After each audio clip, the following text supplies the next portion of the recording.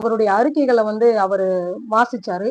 அவருடைய ஆட்சி வந்தா பெண் குழந்தைங்களுக்கும், ஆண் குழந்தைங்களுக்கும் பாதுகாப்பு வந்து நம்பர் 1 இருக்கும் அப்படின்னு சொல்லிட்டு சொன்னாரு. அடுத்து சட்ட ஒழுங்கு வந்து ரொம்ப ஸ்ட்ரிக்ட்டா இருக்கும் அப்படின்னு சொன்னாரு. அரசு பள்ளிகளும், கல்லூரிகளும் முதல் தரமா கொடுக்கப்படும் அப்படின்னு சொன்னாரு. அப்புறம் வந்து இந்த காம்படிட்டிவ் எக்ஸாம்ஸ்க்குலாம் கோச்சிங் சென்டர் போய் நிறைய செலவு பண்ணி படிக்கிறாங்க இல்லையா ஸ்டூடெண்ட்ஸ்.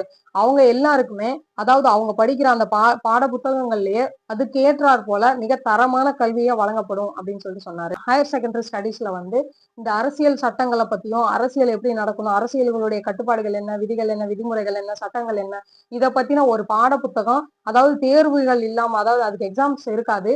ஆனா அவங்களுக்கு ஒரு இன்ஃபர்மேஷன் கைடு மாதிரி ஒரு ஒரு விஷயத்த வந்து இணைக்கப்படும் அப்படின்னு சொன்னாரு. எல்லா அரசு பள்ளிகள்லயும், அரசு கல்லூரிகளிலும் அதாவது பெண்களுக்காகவே சிறப்பான ஒரு ரெஸ்ட் ரூம், தரமான கதவுகள் இருக்கிற மாதிரி ஒரு ரெஸ்ட் ரூம் வந்து அளிக்கப்படும். இது உறுதி செய்யப்படும் அப்படின்னு சொன்னாரு. அப்புறம் வந்து போதையில்லா தமிழகத்தை உருவாக்குவோம் அப்படின்னு சொன்னாரு. தமிழ்நாட்டுல ஐஏஎஸ் ஆபீசர்ஸ், எஸ்பி ஆபீசர்ஸ் இதுல எல்லாத்துலயுமே சரி பாதி பெண்களுக்கும் கொடுக்கப்படும் அப்படின்னு சொன்னாரு.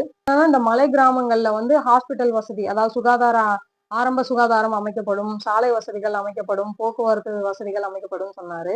ஆட்டோ, டாக்ஸி, லாரி இந்த மாதிரி இருக்காங்களே இவங்க எல்லாம் இந்த ஓட்டுநர்கள் எல்லாருக்குமே நல வாரியம் வந்து ஏற்படுத்தி கொடுக்கப்படும் அப்படின்னு சொன்னாரு. வந்து தொழிற்சாலைகள் அமைக்கிறதுக்கு வந்து தனிப்பட்ட முறையில கவனம் செலுத்தப்படும் அப்படின்னு சொன்னாரு. விவசாயிகள், நெசவாளர்கள், மீன்பிடி தொழில் செய்யறவங்க இவங்க எல்லாருக்குமே அந்தந்த காலத்துக்கு ஏத்த மாதிரி ஒரு திட்டங்களை வடிவமைச்சு அவங்க பண்ணி நாங்க கொடுப்போம் அப்படின்னு சொன்னாரு.